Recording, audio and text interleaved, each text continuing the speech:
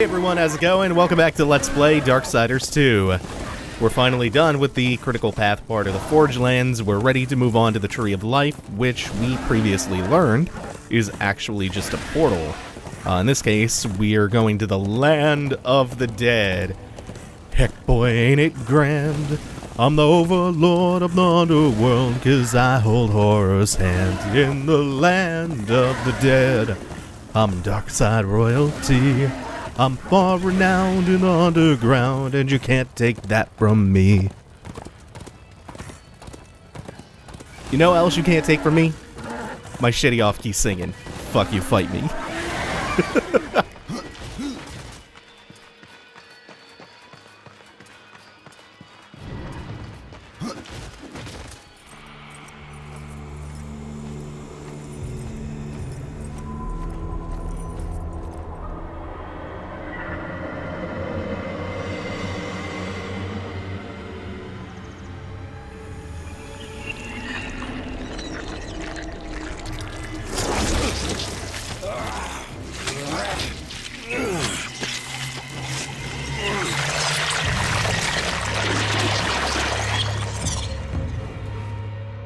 And so you have come, bearing your sin like a badge of honor. What do you seek, Pale Rider? The return of mankind. To a barren planet shorn of life. Oh, humans are weak and simple. They would not survive this resurrection, nor do they deserve it. That is not ours to judge. I do this to spare war from the Council's punishment. And what of the Nephilim? Would you save but one and not the rest? The Nephilim are a threat to the balance. If we had taken Eden, none of this would have happened. Yet you rode against us, slaughtered our flesh, then bound our souls in your amulet. Who are you? I think you know. Once, you called me brother. Absalom. I have forsaken that name. Now, I am corruption. The day you raised your scythe against us, I was born, and soon I will be all. The Tree of Life has fallen to my darkness, from withered root to fruitless limb, and even death himself will not escape it.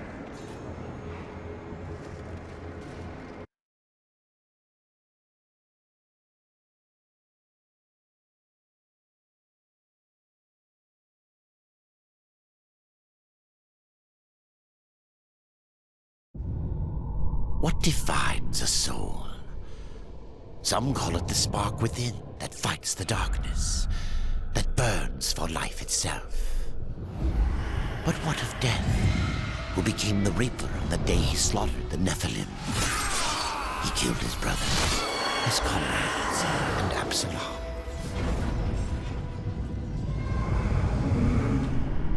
Death!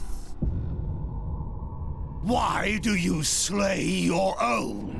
The Nephilim have no claim to Eden. There are realms for angels and demons. Why not for us? Eden belongs to man. It belongs to those who take it!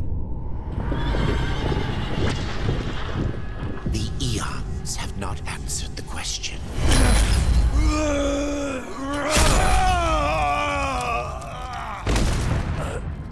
Was it worth it? Brother. That one moment.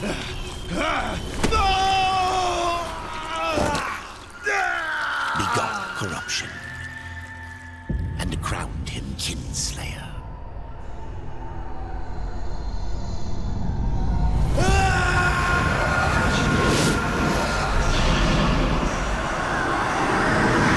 The bitter victory could not be undone.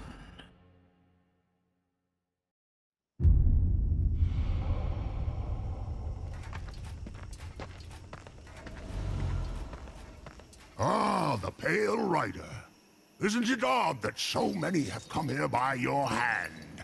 And yet you so rarely visit the Dead Kingdom. I had no plan to visit this wretched place.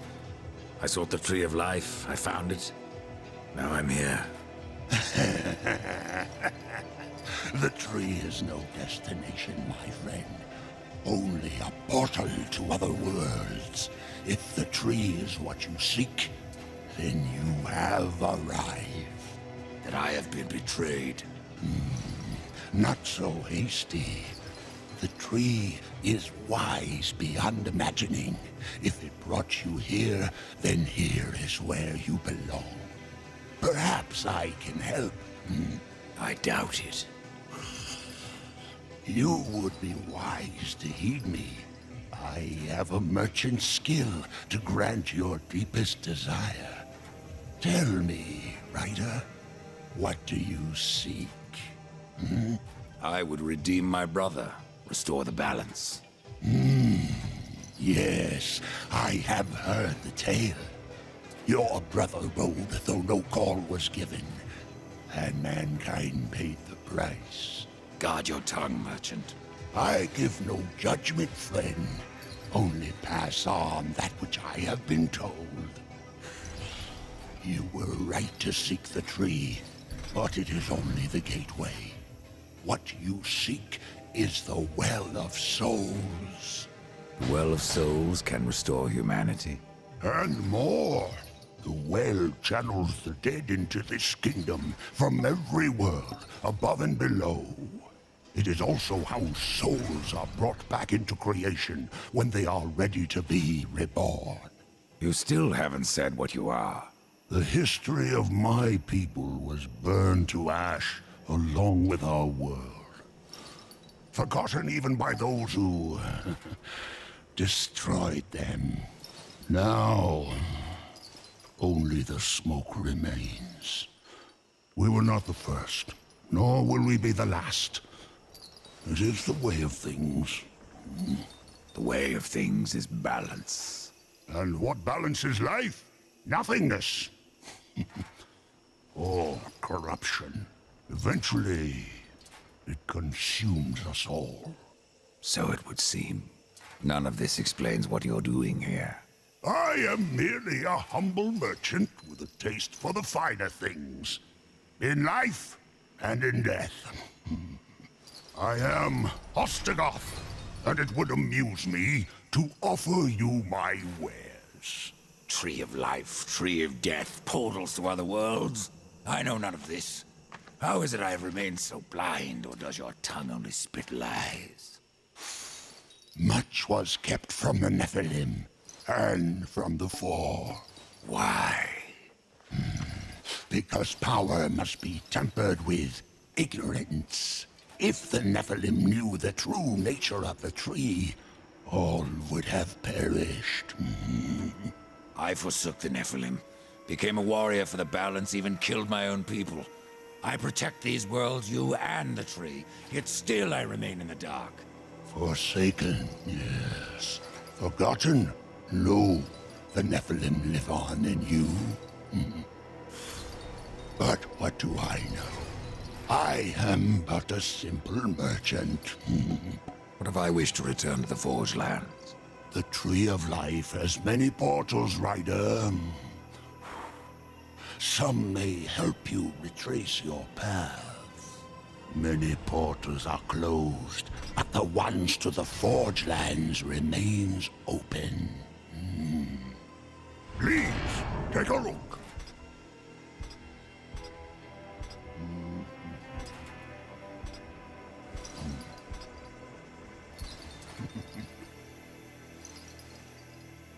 Pretend that You must scale the Serpent's Peak and summon the Eternal Throne.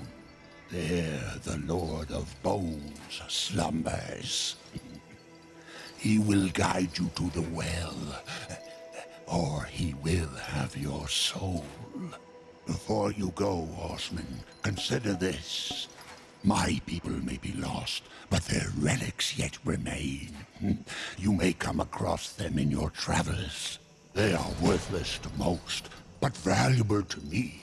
Return them, and I will trade relic. So we have now met Ostagoth. He gives us a quest to go after more collectibles, the lost relics. Also, we mentioned that there are portals which connect to the different zones of the game. There they are. So we aren't, say, locked out of the Forge Lands now that we're here. We can go back to do old dungeons and old side quests and whatnot. But back to the relics real quick. You get the Abyssal Gauntlets for collecting all 30 of them. There are 3 types of relics which you can turn in, I think, one at a time. One type can be turned in for a large sum of money. One type gives you a bunch of skill points when you turn them in.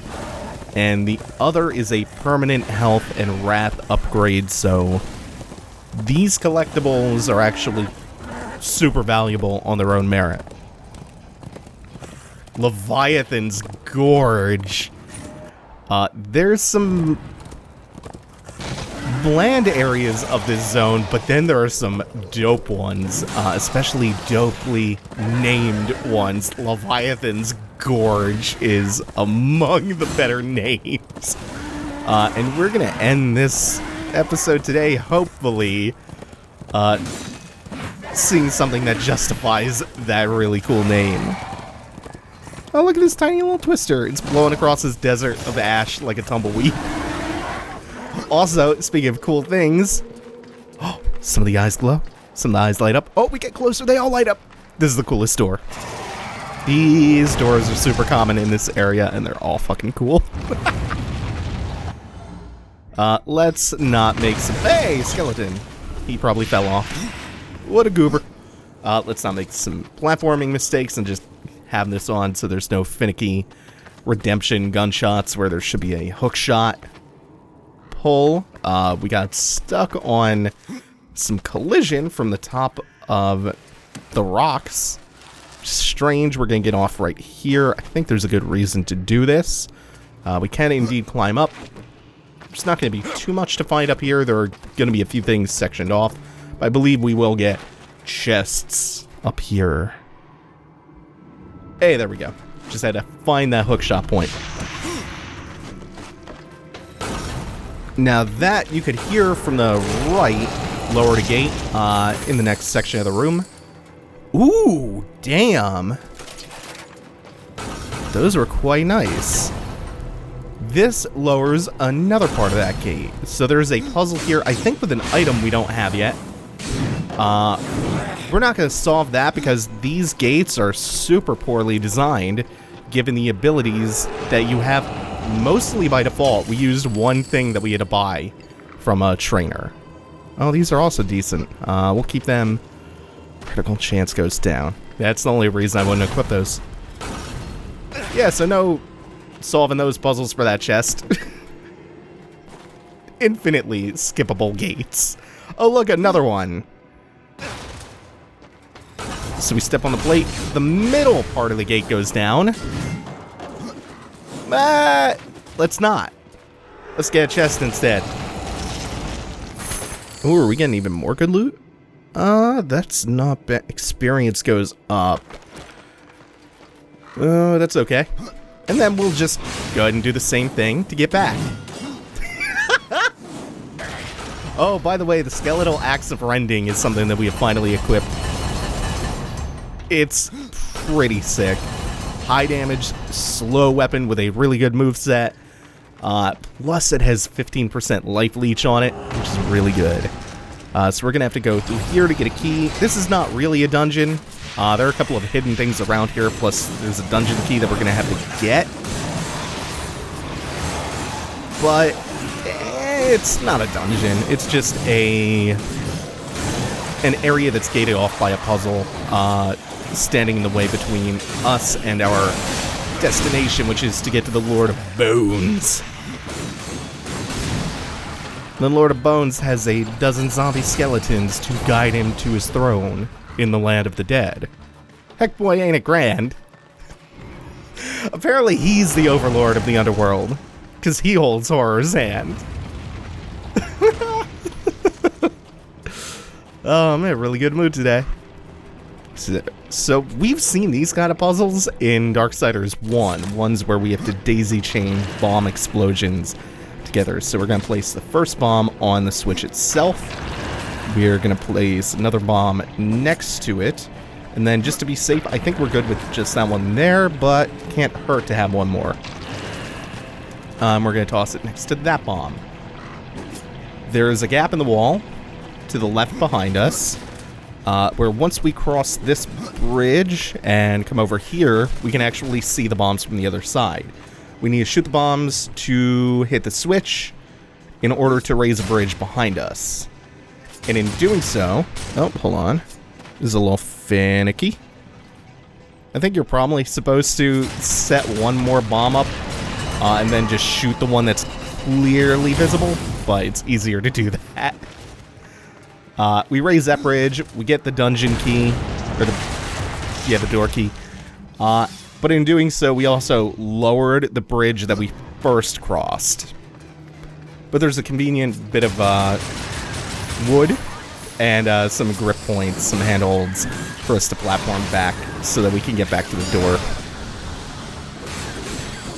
Some new beetle enemies, nothing super remarkable there. So I'll just talk about Absalom, who we got introduced to in that cutscene.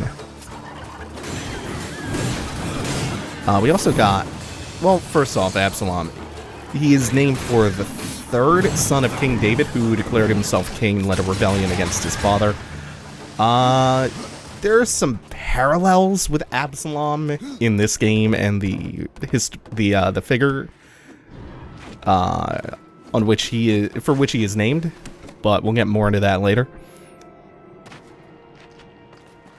We also got a little more insight into Death's mysterious past and his transgression, killing all of the Nephilim who call his brethren. But real quick, now we did do the work to get that key, but we're not going to use the key because they're old news and the new hotness is being a ghost. Oh, we can't open it from the other side. Luckily we have fast travel, so that's never going to be an issue. Yeah, we're a ghost now. It's all good. We're in the land of the dead. Fuck me, I love how broken this game is sometimes. Yeah.